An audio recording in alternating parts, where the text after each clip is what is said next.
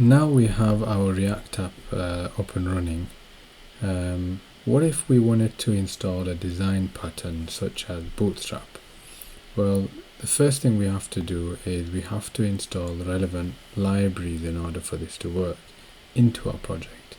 And the way to do that is I've just created a new terminal window, and in here I'm just going to go to the root of my project directory just to maximize this so we can see what we're doing.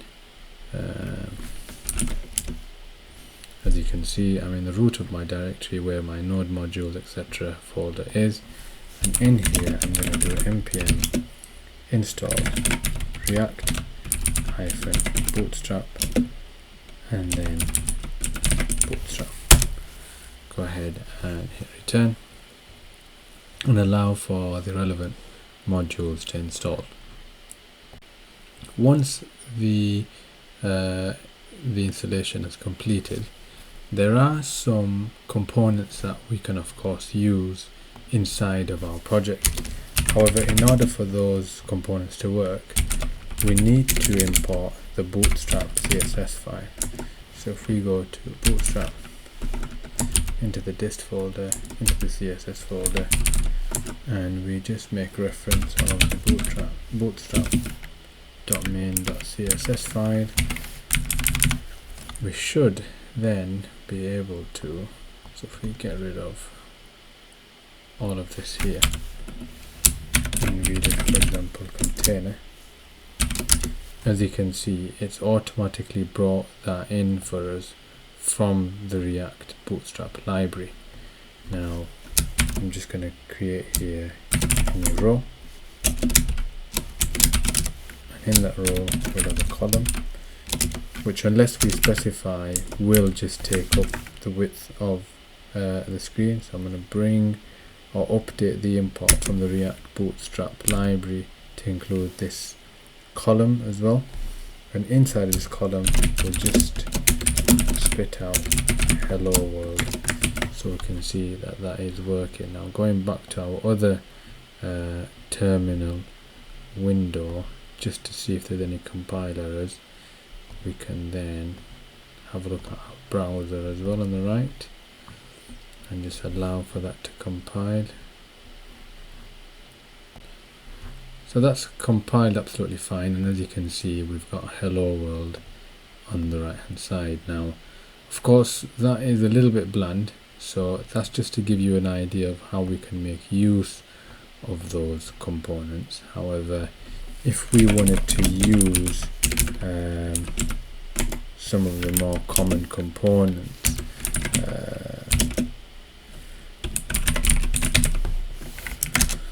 we can just go into the React Bootstrap, go away, click on components, and then just maximize that for a moment. You can see on the left hand side you can make a choice from the list of components available. Now let's go ahead and bring in a nav into our website. So I quite like this one here, which is the last one by the looks of it. So I'm just going to make a copy of this, grab that snippet and maximize our project again, and I'm going to, in our source folder, create a new folder, and I'm going to call it components, and then in that components folder I'm going to create another folder called common, and in that common folder I'm going to create another folder called navigation bar, and in that navigation bar folder I'm going to create a file called navigation.tsx, as well as a new file called navigation.css. In this navigation file I'm going to create this as a React functional component, and I'm going to give it a name of navigation have my render method in there, and then do export.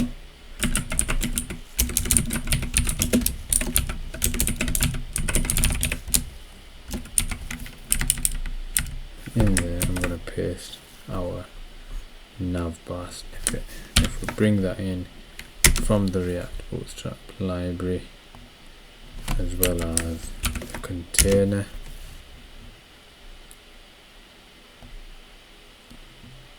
I'm just going to change this React app to my app, hit Control S, and then in the app.tsx file, just above my container, I'm going to bring in this navigation component I've just created, and then I'm going to do Control dot for it to suggest to me the import, and bring that file in. And what are we? Okay, so that can't be outside the container, sorry, it's got to be within the navigation, of course. Control S that to save it, and just launch up our browser to see how that's compiled. Allow for the compilation to complete. Right, so it's not happy about the navigation component. What have we done wrong here? Sorry, this should be return rather than render, and then there we go. So not sure why we have more than one here.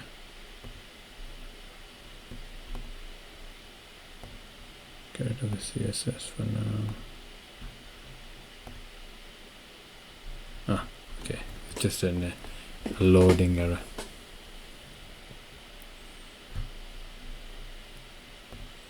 Go back into the navigation. We don't need that logo. Or let's get rid of this image tag altogether. Click Control S. And as you can see, we now have our navigation there. Now let's just allow for that navigation to take up the whole screen. If we go back to our container within our app.tsx file and make that fluid, that's already looking a lot better.